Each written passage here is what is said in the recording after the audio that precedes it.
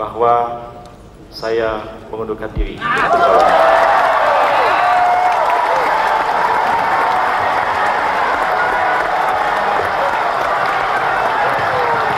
Saya mohon maaf.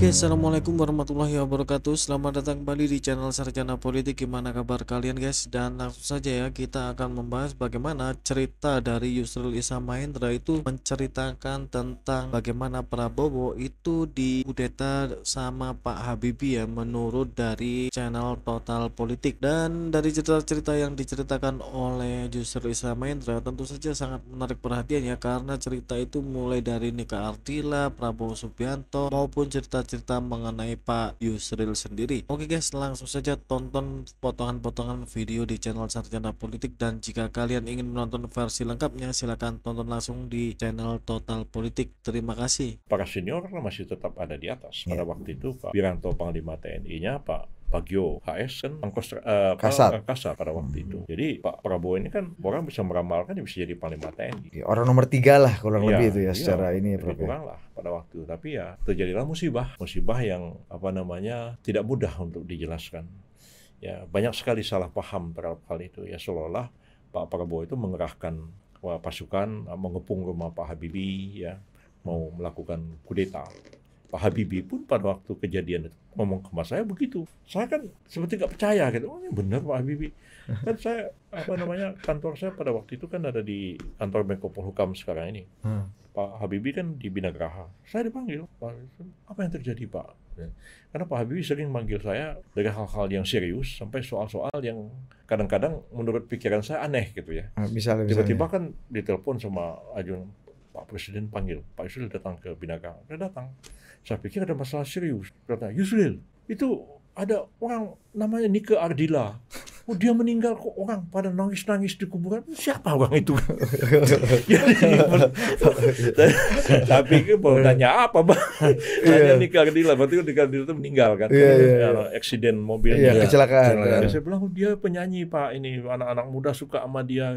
Dia kecelakaan terus meninggal, maka orang nangis-nangis. Oh begitu ya kan? Dia pikir siapa gitu, jadi heran dia melihat. Dan tanyanya Yusril kan. Tapi soal Prabowo itu saya sempat bertanya, dan saya waktu itu saya nggak percaya masa iya Pak. Tapi memang sih mungkin ya ada dianggap sebagai satu pelanggaran prosedur ya. Mestinya ketika terjadi sesuatu, kalau presiden itu berada dalam ancaman, yang pertama bertindak kan adalah Pas Pampres kan. Pas Pampres itu kan Mayor Jenderal kan, itu kan di bawah langsung Panglima TNI. Nah, kenapa Kostrat yang bertindak? Jadi dari segi itulah mungkin ya macam-macam lah dicari orang kesalahannya, sehingga akhirnya beliau dibawa ke Dewan Kehormatan Militer. Ya termasuklah waktu itu yang mengadili beliau ya Pak SBY, Pak Agung, Bagio. Pak Bagio, ya begitu ya, yang seniornya mengadili sehingga beliau ya diberhentikan. Yang sekarang senior itu mendukung Pak Prabowo pula di Pilpres kali ini. Saya ingat betul satu hari ya, waktu itu saya Menteri Kehakiman, Pak Prabowo itu baru aja diberhentikan, beliau datang ke kantor saya. Dia bilang, Pak Yusril, saya sekarang ikut Hashim. Oh gimana Mas Bowo? Ya udahlah, saya mau bisnis aja begitu.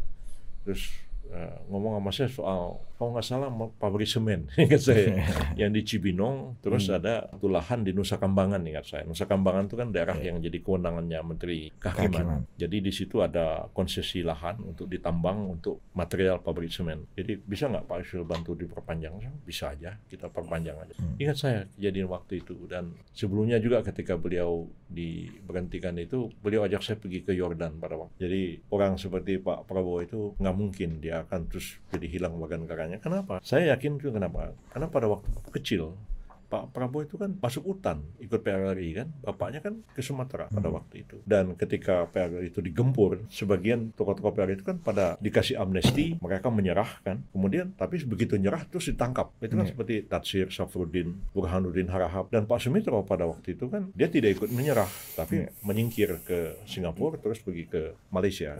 Makanya Pak Hashim kan lahirnya di Malaysia kan. Jadi orang seperti beliau itu mudah sekali kalau mau dikasih warga negara Malaysia kan. Malaysia baru merdeka mereka dan perlu banyak orang. Andai kan misalnya 2 orang tokoh intelektual Malaysia, Syed Nakib Alatas. Ya, dan Hussein Alatas. Itu kan orang Bogor. Oh gitu. Iya, itu intelektual sedunia terkenal. Anaknya Syed Farid Alatas. Iya. Dan itu langsung jadi warga negara. Saya aja ya, waktu saya sekolah di Malaysia udah ditawarin, udah dikasih formulir suruh isi.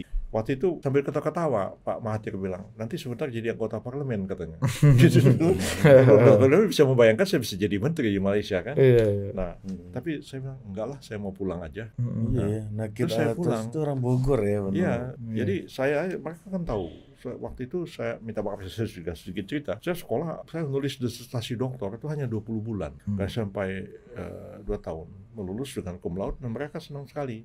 Disuruhlah saya jadi warga negara Malaysia, nggak mau. Saya pulang ke sini. Ya, waktu pulang pun nggak tentu nasib saya menjadi apa kan. Tapi pulang juga saya begini. Jadi saya pikir orang seperti Pak Prabowo yang seperti itu, yang ayahnya ada menyingkir ke Malaysia pada waktu PRRI, rasanya untuk jadi warga negara, ada isu rumor semua, beliau sudah jadi warga negara Yordan. Iya. Yang kemudian ya dia dipercaya juga ketika Bu Mega waktu itu pidato, ya kan Mas Bowo gitu-gitu kan. Saya yang manggil pulang lagi gitu. Kalau diangkat di warga kehormatan, maka itu bisa. Itu nggak ada masalah ya, Bro. Nggak ada masalah. Prof, ini juga kilas balik lagi nih Prof ya kan. Tadi juga di luar kita sempat singgung gitu cerita Prof Yusril, ternyata kan sempat viral juga Prof Yusril bilang kalau yang memenuhi syarat sebagai presiden capres waktu 99 itu cuma Prof Yusril. Tadi malam kita ngobrol beberapa orang politisi senior yang udah di Senayan ketika itu bilang memang Prof Yusril ini menakutkan dulu katanya kan. Sangat muda, intelektual gitu kan. Pergaulan luas. Iya, dan ibu-ibu suka. Nah, bisa ini nggak, Bro? Kita belajar sesuatu gitu dari perjalanan Prof Yusril bahwa ternyata di dalam pertarungan politik itu orang yang nggak daftar aja bisa jadi pemenangnya gitu. Walaupun orang yang penuh persiapan kayak Prof Yusril malah tidak lanjut dalam pertarungan, bisa kasih hikmah kak. Iya, katanya udah sebenang garis ini Prof Yusril jadi Presiden Republik Indonesia atas 99 karena secara administratif. Iya, pada waktu agak itu serius tuh sebenarnya Pak Yusril. Kan pada waktu itu ada tap-tap MPR kan, dan ada pemilihan presiden itu masih dilakukan oleh MPR, nggak kayak sekarang. Jadi ada tabnya itu, saya lupa tab nomor berapa. Kalau misalnya calon yang memenuhi syarat itu cuma 1 orang, itu nggak ada adakan pemilihan, tapi disahkan secara aklamasi.